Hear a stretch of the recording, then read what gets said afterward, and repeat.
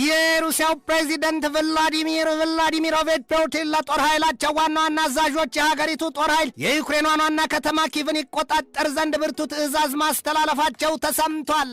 ከዩክሬን የበረታ ጥቃት የተሰነዘረባትና የነዳጅ ዘይት ማውጫ ማጠራቀሚያና ማጣሪያዎቿ ክፉኛ ወደሙባት ሩሲያ የጋዝ ምርት ከውጭ ለማስገባት መገደዷም ተነግሯል። ሩሲያ አለች በዩክሬን በገባሁበት ጦርነት ቻይና በሚስጥር የጦር ኃይሌን አሰልጥናለች ስትል አስታውቃለች። ያበጠው ይፈንዳ ይሉትን ያስታውሳል። ወዲህም የቻይናና የሩሲያ ቦምብ ጣይ አውሮፕላኖች ለጃፓንና ለደቡብ ኮሪያ ትልቅ ችግር መጋረጣቸው ተነግሯል። ያንን የሰማችው አሜሪካን በወገኗ ጧዱብ ብሏል። ይህንኑ ርዕሰ ጉዳይ በዓለም አቀፉ ትንታኔ ዘገባችን መርጠን ተመልክተነዋል። ከትንታኔ ዘገባው ጋር ትዕግስቱ በቀለ ነኝ። ዓለም በምጥና በጣር ተይዛ የምትወልደው ጠፍቷታል። ሁሌ ማማጥ ሁሌ ማጣር አልጠግባይ ሲተፋ ያድራልን። አለያም የሰው ፈላጊ የራሱን ሳይሆን ራሱን ያጣልን የሆኑባት መሪዎቿ ወይም ፖለቲከኞቿ የውር ድንበራቸውን ከገደሏ ዘቅት ሊዶሏት ከእሳቱ ምላስ ላይም ሊጥዷት ይገፏት ይጎትቷት ይዘዋል። ምድሪቱ በስተ ምስራቁ ክፍሏ የሩሲያና የዩክሬን ጦርነት ሰደዱ ከተለኮሰባት 5ኛ ዓመቷን ይዛለች። ቀድሞ በዩክሬን የሩሲያ ቋንቋ ተናጋሪዎች አሉባቸው። ቀድሞም ይዞታዎች ናቸው ያለቻቸውን የክራይሚያን ወደብ እነርሱ ክረሚሏትን በ2014 የአውሮፓኑ እንዲሁም ዶኔስክ፣ ሉሃንስክ፣ ዛፖሪዚያና ከርሶንን ደግሞ በአውሮፓኑ 2022 ከየካቲት 24 ሐሙስ ቀን ጀምሮ መያዟ ይነገራል።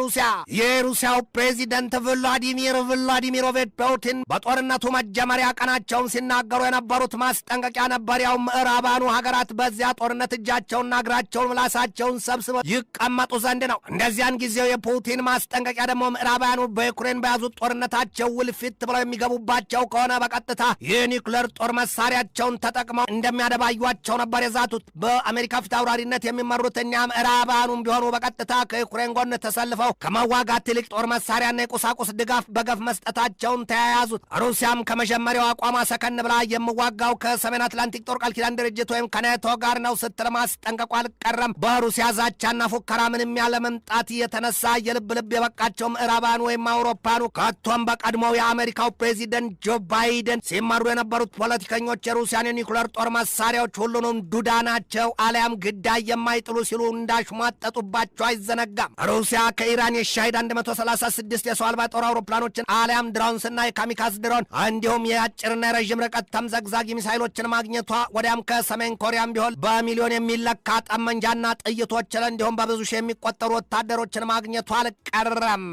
ቤላሩስን ብትሆን የጦር ሰፈሮቿን እንደፈቀደችላት ሳይዘነጋ ዩክሬን ዛሬ በተገላቢጦሽ ሆና ሩሲያን መውጫ መግቢያ ከልክላታለች። ክፉኛ እያጠቃቻት ነው የሚል መረጃ ወጥቷል። ወዲህም ሩሲያ ከውስጧ ህዝቦቿን ፕሬዚደንታቸው ቭላዲሚር ቭላዲሚሮቪች ፑቲንን በጥላቻና በተቃውሞ እንዲመለከቷቸውና ስጋት እንዲጋርጡባቸው አድርጓቸዋል። ሰሞኑን እንደውም ዩክሬን በሰው አልባ የጦር አውሮፕላኗ ደጋግማ በሩሲያ ውስጠኛ ክፍል በፈጸመችው ከባድ ጥቃት የሩሲያን የኃይል ዘርፍ ክፉኛ መጉዳቷና ማዳከሟ ሲገለጥ ሩሲያን ሞልቶ ከተረፋት የነዳጅ ዘይት ሀብቷ እንዳትጠቀምና ከቶም የጋዝ ምርቷን ከሌሎች ሀገራት እየቀላወጠች እንድታስገባ አድርጓታል ነው የሚባለው። ከዚያም ውጭ ሩሲያ በባቡር መስመር ትገናኝ ከነበሩት እንደ ፊንላንድ፣ ኤስቶኒያና ላትቪያን ከመሳሰሉት ሀገራት የባቡር ትራንስፖርቷን ለጊዜው ማቋረጧም ነው የተሰማው። በዚያ በሩሲያ የጋዝ ምርት ከውጭ ማስገባት እቅድ ዙሪያ ዜናውን እየዘለዘሉና እየመተሩ ለዓለም ሰፊ ጆሮ ያናፈሱት የመገናኛ ብዙሃኑ የጮማ ድስታቸውን መጣዳቸውም ነው የታየው። ይህ ዓለም ግዙፍ የነዳጅ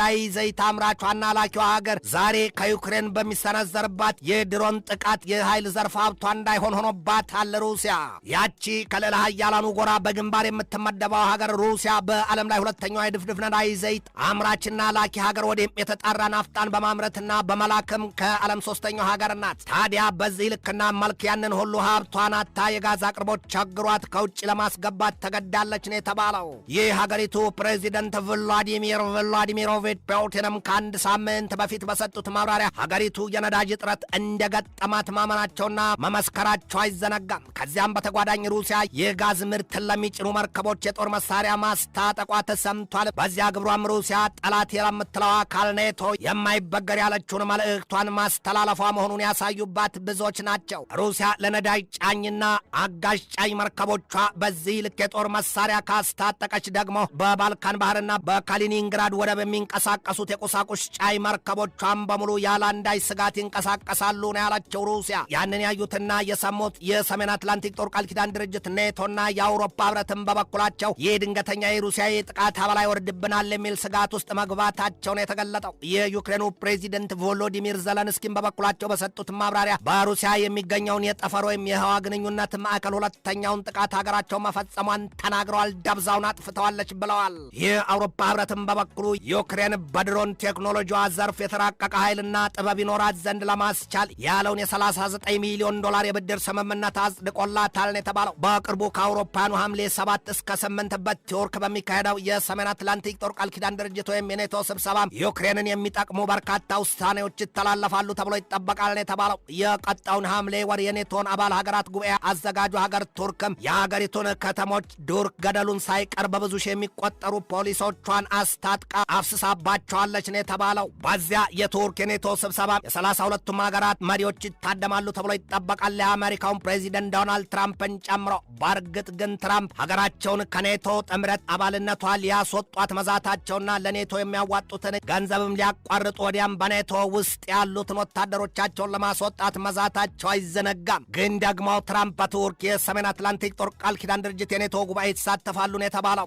አሜሪካ በምዕራባውያኑ የጦር ጥምረት ኔቶ ያሏትን ወታደሮቿንም ለማስወጣትና የምታዋጣውንም የገንዘብ መዋጮ ለማቋረጥ መዛቷ ይታወቃል። አሜሪካን በዚያ ልክ ያስቆጣት ደግሞ ባለፈው የአውሮፓውያኑ የካቲት 28 2026 ከእስራኤል ጋር ብቻ ዶልታ በገባችበት ግዙፍ የኢራን ጦርነቱን ስትሞክረው ኢራን የማትቀመስ የእሳት ሰይፍ ስትሆንባት ኔቶ እንዴት ዝም ብሎ ያየኛል የሚል እልኋ ገንፍሎ ነው። የኔቶ አባል ሀገራቱ ደግሞ በተለይም ጀርመንን መሰሎቹ ሀገራት የለም ጦርነቱ የኔቶ አይደለም ሲሉ የትራምፕን ቁጣና ኩርፊያ ማጣጣላቸውም ይታወሳል። ከዚያም ውጭ ትራምፕ ቀደም ብለውም የኔቶን አባል ሀገራቱን ካናዳና የዴንማርኳን ራስ ገዜ ዓለምን ትልቁን ደሴት ግሪንላንድን ለመጠቅለል መወሰናቸውና የኔቶ አባል ሀገራቱም ትራምፕን መቃወማቸው አብሶም ዴንማርክ በግሪንላንድ ደሴት የተነሳ ከአሜሪካ ጋር ለመዋጋት ቆርጣ መቆሟን መግለጧና ነገሩም ገና ውስጡን እንደ ፍግሳት እየጋመ ባለበት ጊዜ ላይ ነው። አሁን ቱርክ በምታስተናግደው የሰሜን አትላንቲክ ጦር ቃል ኪዳን ድርጅት የኔቶ መሪዎች ጉባኤ የሚገኙት ትራምፕ ዳግም ቃላቸውን ያድሱትና በጥምረቱ የሀገራቸውን የፊት አውራሪነት ሚና ያስቀጥሉ ወይስ ጭራሹኑ ይነጠሉ? ከ5 ቀናት በኋላ ያለውን ሂደት መከታተል ነው። የቀጣዩ የኔቶ ጉባኤ አዘጋጁ ሀገር የቱርኩ ፕሬዚደንት ረሲፕ ታይብ ኤርዶሃን በሰጡት ማብራሪያ የቀጣዩ የአንካራ ጉባኤ በጦር ጥምረቱ ታሪክ እንደማጣቀሻ የሚታይ ነው ብለዋል። ለራት ሲቆርሱ አያሳንሱ ይሏል። በአውሮፓኑ ዘንድ ቀድሞ በስልጣናቸው የበዓለ ሲመት ማግስት ቀናት የቀረጥ አባላቸውን ያወረዱባቸው ሰው ዶናልድ ትራምፕ ዛሬም በጥርጣሬና የጎሪጥ ነው የሚታዩት ይሏቸዋል። ቱርክ በአሜሪካና በእስራኤል ጣምራ ጦርነት ከታወጀባት ኢራን ደገም ያለ የሚሳይል ጥቃት እንደተሰነዘረባትና የኔቶ የሚሳይል መከላከያዎች ከአደጋ እንደታደጓት አይዘነጋም። ወዲያ ደግሞ ቱርክ በአንድ ወቅት ከኢራን ጋር ተሰልፋ እስራኤልን ልታበጥራት መዛት መፎከሯና ማስጠንቀቋም ይታወቃል። አሜሪካ በዚያ ጦርነት የኔቶ አባል ሀገር ናት። ኢራን በሁለቱ ሀገራት ጦርነት እልኋ ገንፍሎ የፈጸመችው የሚሳይል ጥቃት ድንበር አቋርጦ በቱርክ አደጋ ባያደርስም መሞከሯ ግን ቱርክንም ብዛም አላስቆጣትም አላስቀየማትም። እየገደለው ባልሽ የሞተው ወንድምሽ ይሉትን ያስታውሷል። የሰሜን አትላንቲክ ጦር ቃል ኪዳን ድርጅት የኔቶ ዋና ጸሐፊ በበኩላቸው በአሜሪካና በአውሮፓኑ መካከል የተጋረጠውን የቅሬታ ደንቃራና ቋጠሮ ለመፍታት ሲሉ የተናገሩት ነገር ለትዝብት ዳርጓቸዋል። ትራምፕ በኢራን በገቡበት ጦርነት አውሮፓውያኑ አልረዳችሁኝም ሲሉ ቅሬታቸውን ቢያሰሙም ከቶም ከኔቶ ጥምረት ለመውጣት ቢዝቱ ቢያስጠነቀቁም የድርጅቱ ዋና ጸሐፊ ማርክ ሩት ግን አሜሪካ ከኢራን ጋር በጦርነት ውስጥ በነበረችበት ወቅት ከአውሮፓ ምድር ከሚገኙት የጦር ማዘዣዎቿ 5000 በረራዎች ማድረጓና ኢራንን ማጥቃቷን አስታውቀዋል።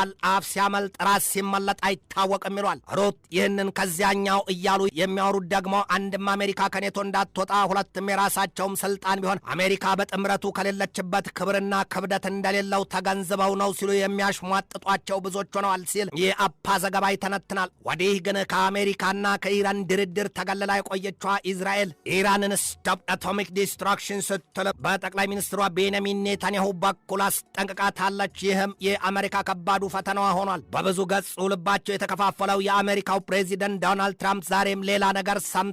ያው የሩሲያው ፕሬዚደንት ቭላዲሚር ፑቲን የጦር መሪዎቻቸውን የሀገሪቱን ጦር ኃይል በዩክሬን ኪቭ ላይ ለማዝመት ያዘጋጁት ዘንድ ትዕዛዝ ሰጥተዋል ነው የተባለው። በኔቶ የቱርክ ስብሰባ ዋዜማ ያሉት ትራምፕ ያም ያሰጋቸዋል። ፑቲን የጦር ኃይላቸው በመላዋ ቻይና ምድር ስልጠና መውሰዳቸውን በይፋ አስታውቀዋል። ከሁለቱ ሀገራት የኒውክሌር ጥቃትና ጦርነት ስጋት ያለባቸው የአሜሪካው ፕሬዚደንት ዶናልድ ትራምፕ የሩሲያና የቻይናን ጥምረት በየትኛውም እንቅስቃሴያቸው ይፈሩታል ነው የሚባለው። ሰሞኑን ደግሞ የቻይናና የሩሲያ ቦምብ ጣይ አውሮፕላኖች በጃፓንና በደቡብ ኮሪያ የአየር ክልል አፍንጫቸውን አሞጥሙጠው መቃረባቸውና የቅኝት መሰል በረራና የጦር ልምምድ ማድረጋቸው ለአሜሪካ አሁንም ሌላ ስጋትን የወለደ ጉዳይ ሆኗል። የዚያን የቻይናና የሩሲያን የጦር አውሮፕላን ቅኝትና የጦር ልምምድም የሩሲያ የመከላከያ ሚኒስቴር ሲገልጠው የለም ውስጥ ሚስጥሩ የሁለቱ ሀገራት የ2026 ዘመን የጋራ ወታደራዊ ትብብር ማደስና ማጠናከር ነው ሲል ገልጦታል። የጃፓንና የደቡብ ኮሪያን የአየር ክልል እየጣሱ ገብተዋል የተባሉት የቻይናና የሩሲያ የጦር አውሮፕላኖች ቲዩ-95 ኤምኤስ ቦምብ አዝናቢዎቹ፣ ቲዩ-142 የባህር ኃይል ቃኞቹ አውሮፕላኖች፣ ኤስዩ-35ኤስ እና ኤስዩ-30ኤስኤም የጦር ጀቶች ከሩሲያ ወገን ሲጠቀሱ ከቻይና በኩል ደግሞ 4H6 ቦምብ ጣዮቹ፣ በርካታ የጄ16 የጦር ጀቶች፣ የፒኤልኤ አየር ኃይል አውሮፕላኖች፣ ዋይ2ኢኦኤዎቹ፣ ከርሳም አውሮፕላኖች ነዳጅ አቅራቢዎቹን ለማለት ነው። እንዲሁም KJ500 አየር ወለዶችና የዋይ9 ኤሌክትሮኒክ የጦር መሳሪያዎችን የደገኑ በርካታ የጦር ጀቶች እንደሆኑ ታውቋል። የዚያ የሩሲያና የቻይና ድፍረት የተቃጣባቸው ጃፓንና ደቡብ ኮሪያ ደግሞ አሜሪካ በጃፓን ብቻ ከ55000 እስከ 60000 ወታደሮችን አስደፍጣለች። በደቡብ ኮሪያም ከ29500 በላይ ወታደሮችን ማስደፈጧ ይታወቃል። ምን ሊሆን ይችላል የሚለው ጥያቄ ለመልስ የራቀ ጉዳይ ሆኗል። ሩሲያ ትናንት ለዛሬ አጥቢያ ሙሉ ሌሊቱን በበቀል አጻፏ የዩክሬኗን ርዕሰ ከተማ ኪቭን በሰው አልባ የጦር አውሮፕላንና በሚሳይል አበላ ክፉኛ መደብደቧና በርካታ ሰዎችን መግደሏና ማቁሰሏ ተሰምቷል። የሩሲያ ብርቱ ጥቃት የወረደባት የኪቭ ከተማ የሰማይ ቁጣ ለምድር አይከብደው ምን ሆኖ እንጂ ለጉድ መናጧን የተገለጠው። ከዚያም ጋር በተያያዘ ነዋሪዎቿ አውጭኝ እግሬ እያሉ ወደ ቦምብ መጠለያ ሲሸሹ ታይተዋል። ያቺ የዩክሬኗ ርዕሰ ከተማ ኪቭ በእሳትና ሲድ ስትነፍር አድራለች። በሌላም ዜና ደግሞ በሩሲያ የጥቃትና የጥፋት ኢላማ መግባቷ የሚነገርላት እንግሊዝም ከሩሲያ ኃይል ለመታደግ ይበጀኛል ያለችውን የ15 ቢሊዮን ፓውንድ መመደቧ ተሰምቷል። ንጉሥ በሰራዊቱ ብዛት አይድንም ይላል መጽሐፍ። አሊያም ደግሞ ናዳ መጣልህ ቢሉት ተከናንቤያለሁ፣ እሳት መጣልህ ቢሉት ገለባ ውስጥ ገብቻለሁ አለ ይሉትን ያስታውሷል። እንግሊዝ አንጀት ከወጣት ደንግጥን በሆነው ስሌቷ ከዩክሬን አቅራቢያ ግዙፍና ጠንካራ የተባለ የጦር ኃይል መገንባቷም ተነግሯል። ይሁንና ይላል የስኮትስመን የዛሬ ሰበር መረጃ፣ ይሁንና የእንግሊዙ ጠቅላይ ሚኒስትር ኬር ስታርመር የ15 ቢሊዮን ፓውንድ ሩሲያን ለመከላከል የመደቡት ገንዘብ ስህተተኛና አጥፊ ውሳኔ ነው ሲል አሳይቷል። አሁን እንግሊዝ የቱንም ያህል ገንዘብ ብትመድብ ሩሲያን ትቋቋማት ይሆን? እንግዲያማ ሩሲያ በምዕራባውያኑ ሀገራት ላይ የጥፋት እጄ የተዘረጋ ቀን ስትል መጀመሪያ እንግሊዝን አንድም ከውሃ ጥልቅ ስፍራ ባጠመድኩትና በርቀት መቆጣጠሪያ የሚሰራውን የፒ8 ወይም ፖዛይዶን ድሮን የኒውክለር ጦር መሳሪያ አረር የታጨቀበትን በልበለው ስላዘዋለሁ። ሁለትም እንግሊዝን ከ3 እስከ 4 ደቂቃ ብቻ ላስውድም የሚያደርግ መሳሪያ አዘጋጅቼላታለሁ ስትል ደጋግማ ማስጠንቀቋ አይዘነጋም። እንግሊዝ የአሁኑን 15 ቢሊዮን ፓውንድ መመደቧ ደግሞ ወይ ወልጄ አልሳምሁ ወይ መንኩሻ አልጸደቅሁ ይሉትን ሆናለች ይሏታል። እንግሊዝ ፈርቻ አልሞትም ስትልም የአጥቂ የጦር መርከቦቿን ከሰሜን አትላንቲክ ጦር ቃል ኪዳን ድርጅት ከኔቶ የጦር መርከቦች ጋር መሳ ለመሳ አድርጋ የምዕራባውያኑን የጦር ጥምረት ለሩሲያ ኃይሉን እያሳየችና እያስጠነቀቀች መሆኑም ዛሬ ወጣ መረጃ ነው። ሩሲያስ ምን አስባ ምን ልትወስን ትችላለች? ያ መርዝና እሳት ውጦ ባህር አየርና የብስ ሳይገድበው የሚቅነዘነዝ የጥፋት እርኩስ መንፈስ ዛሬ ደግሞ ከመካከለኛው ምስራቅ ወደ ምስራቅ አውሮፓ ጭንቅላቱን አዙሮ እየገሰገሰ ነው። ትንታኔ ዘገባውን ስናዘጋጅ በዋቢነት ስኮትስመን፣ ሮስቶሪን፣ ሚድል ኢስት ሞኒተርን፣ ሚረርን፣ ሚድል ኢስት አይን፣ ኢንዲፔንደንትን፣ ኪቭ ፖስትን፣ ፖለቲኮን፣ ኢንዲያ ቱዴይን፣ ዩናይትድ 24ን፣ ሜዱዛን፣ አሮ ታይምስና ዘ ቴሌግራፍ ኦንላይንን ተጠቅመናል።